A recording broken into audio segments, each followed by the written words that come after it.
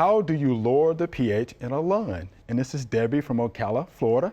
She says she tested her soil and it has a pH of 7, which is not bad. Most of your turf grass is like a pH between 6 and 7.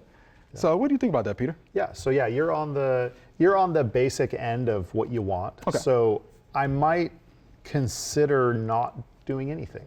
Oh, okay. But if you do want to, there's a couple of things that you can use. Elemental sulfur, you can probably find it at co-op stores or farm supply stores. It is the cheapest that you can get. They may be willing to sell you a small amount. You may have to buy a 50-pound bag, but at the same time, it's not going to break the bank. Right.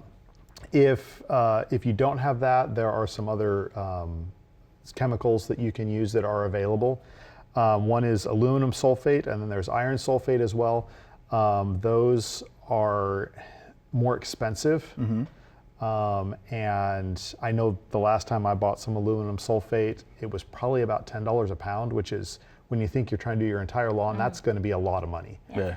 And so I would probably call around and try and find that elemental sulfur where you can. Get your soil tested by a soil test lab, and they will have recommendations as to how much to put down if necessary.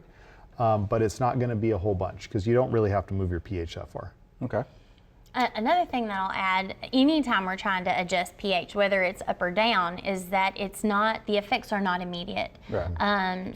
With elemental sulfur especially, it takes time to change the chemistry in that soil and really to move that exponential scale down that pH range or up.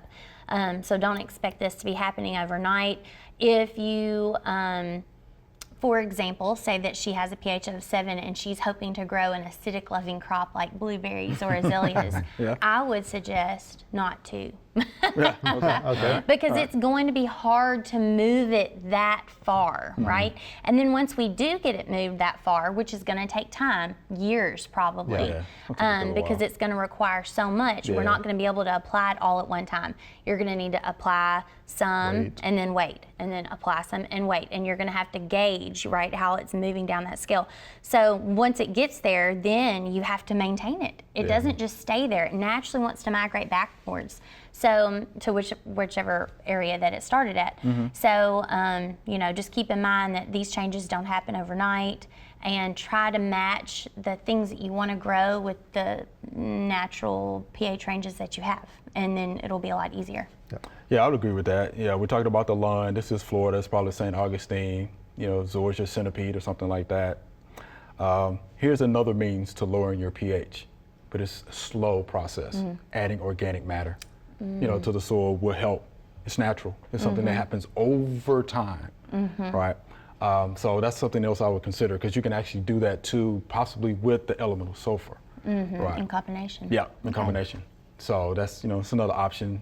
It's an organic, means of lowering that soil pH, which may help. And like you said, that would take time too, because you really don't want to add more than 2 or 3 inches of organic matter, like top dressing, areas at any given time. So, that is going to take time to build that up. It takes time, but you have a healthy soil. It's all about soil health, at the end of the day, right?